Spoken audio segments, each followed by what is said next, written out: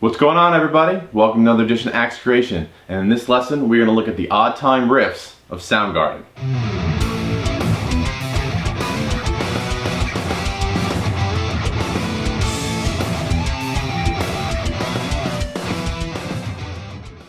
Alright guys, so with the recent passing of Soundgarden's Chris Cornell, I had a supporter of the channel asked me to go over some odd time riffs of Soundgarden. I thought that was a great idea since we talk a lot about odd times here on my channel.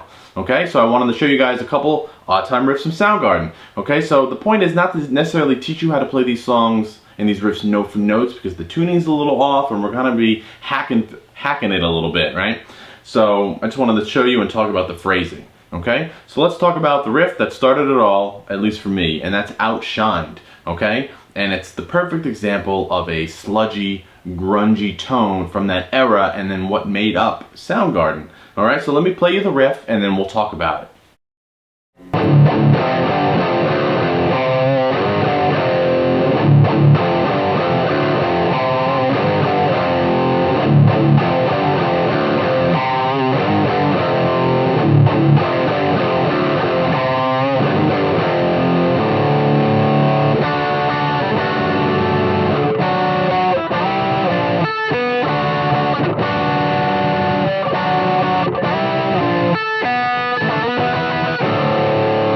Cool. So that main riff it's in 7.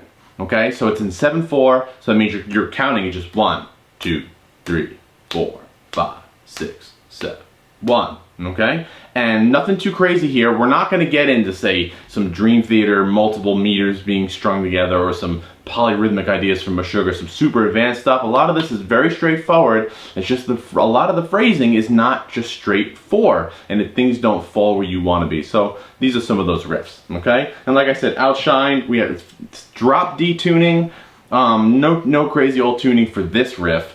And it's very simple, very straightforward. Couple open chugs, 3-5-3, 0-3, and then just grab that 5th string and then walk down 6-5-3 on the low string. Very simple, very straightforward riff. So keeping with the theme of 7, you'll find that a lot. Let's look at another mainstream riff, and that's Spoonman. And we're going to talk about this one because it's iconic and everybody knows what it is because it was a massive single. And again, it's a riff that's phrased in 7. You can maybe feel it as a measure of 3 and a measure of measure 4 and a measure of 3, whatever works best for you. But regardless, we're counting the 7 in the end. As you look at the tabs, you'll try to notice that some of the downbeats of beats 2, 3, and 4 are kind of masked a little bit. There are some ties, there's syncopation going on, and that's what gives us some nice groove. Okay, so let me play you the riff and then we'll explain it a little bit. Okay, cool.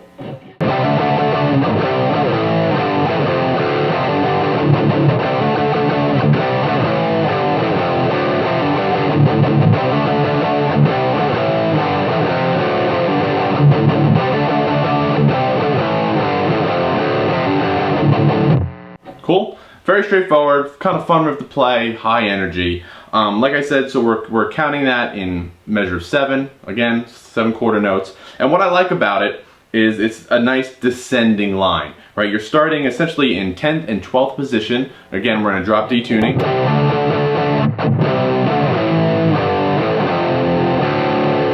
You're essentially playing from the high 12 to the low open, which is the same note.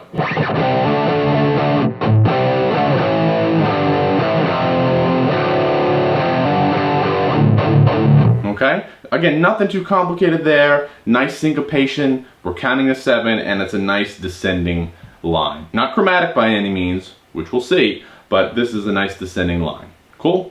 Alright, so the next riff we're going to play, no awkward tuning, okay, no drop D tuning, we're in a standard tuning, okay, and it's Fell on Black Days. And again, if you know, we're in 6/4. So some of you might say, great, again, that's not really an odd time. You're right, it's not. But again, the theme here is we're not counting to 8, which is just 4/4. Okay? And this riff is pretty straightforward. You're essentially going to be in 7th position. You're playing E and C, essentially. So let me play you the riff really fast, and then we'll talk about it.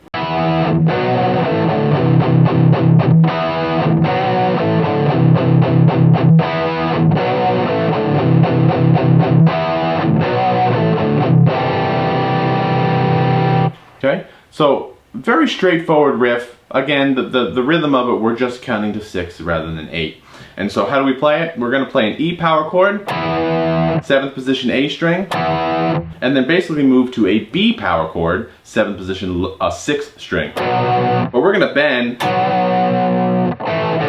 on that 9, bend it, 7-0. Alright? So you have that first chord, and again, if you put your emphasis on the double stops that are in the riff, that'll help kind of bring the most out of the riff. So you're playing that E chord, all one motion,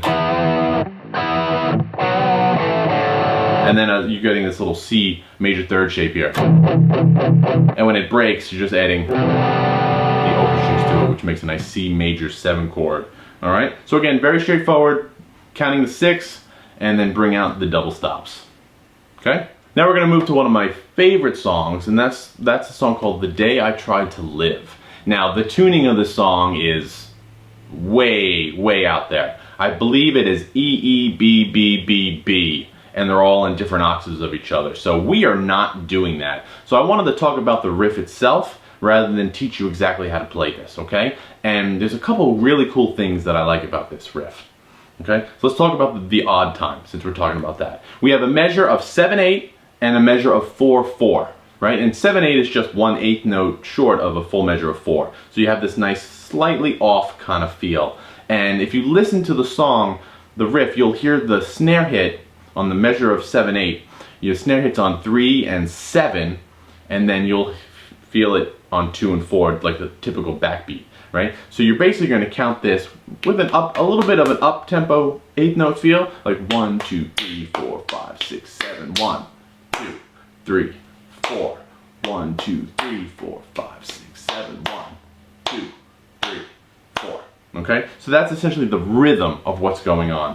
And because of the tuning, we're not going to play it exactly what's going on here. I'm going to take advantage of the 7 string and play in a drop A tuning. And it really doesn't matter what you play here. You can big power chord, big sus chord. Okay, and I just move that down chromatically. And we're gonna go 7, 6, 5, 4, 3, 2, 1, open. Alright? So this brings me to the other thing that I really like about this riff. Yes, it's a chromatic line. And if you play a chromatic line,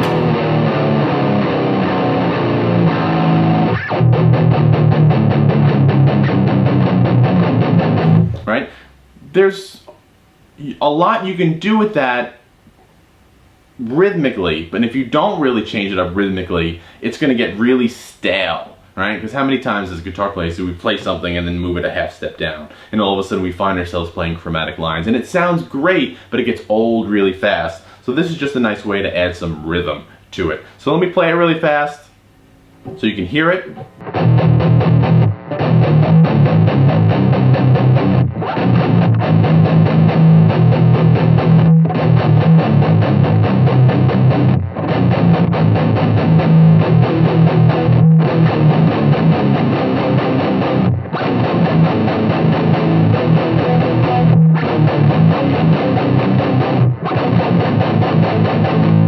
So again, it's really not playing the riff as it's played, but we are playing the chromatic line in the correct rhythms. Cool?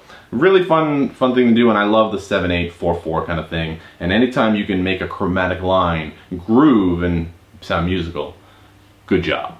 So that's going to bring us to probably the hardest example that we're going to go over, and that is a song called Limo Wreck. And it's a little difficult for a couple of reasons. Not necessarily the rhythmical aspect of it, but some of the other things.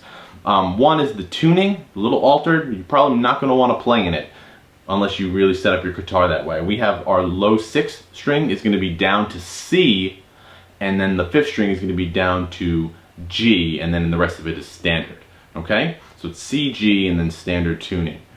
Alright? So the rhythm we're playing is going to be 6/8, or a 3 pulse. Okay? And it does change between 6/8 and 9/8. But regardless, we have that steady 1, 2, 3, 1, 2, 3, 1, 2, 3 kind of feel. And what makes it a little more difficult than the other riffs, since the other riffs were a lot of just kind of power chords sloshing around, this one we're actually picking out chords. So for my beginners out there, this might prove difficult. Okay, so let me play it for you, and then we'll talk about it a little bit more.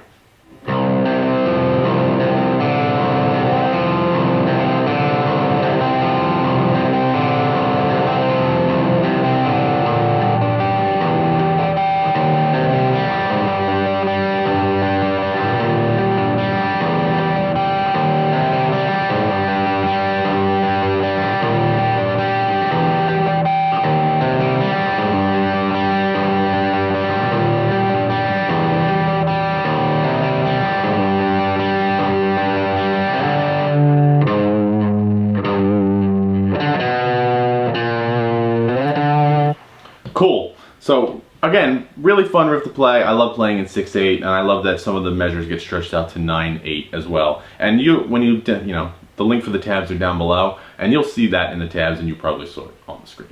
All right. So again, we're playing these chords, and if you're familiar with like a shell voicing, right? So if I'm on my A string, I have 5 with my ring finger, 3 with my first finger, and then I like to play 5 with my pinky. So it's this 5-3-5 chord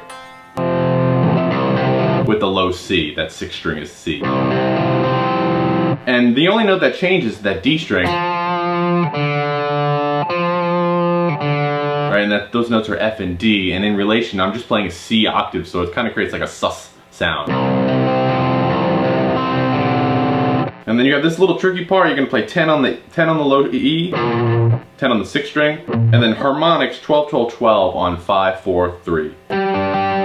And then do the same thing on 4 of our low string, and then 5-5-5. You have this power chord shape, 3-5-5-0. And then you're going to slide on the low E or the low 6th string, 8-7. And then that chord is 7-0-5-0. Okay? So with these chords, again, you're just really playing power chords. It's not like the tuning creates some extended harmony, but it's the texture of using the open strings that gives it a really nice sound and unique timbre to the riff. All right? So those are some odd time riffs from Soundgarden. I hope you guys enjoy those. You guys can find the tabs for the link for the tabs down in the description below. And as always, let me know what you come up with. So until then, I'll see you next time. Thanks a lot.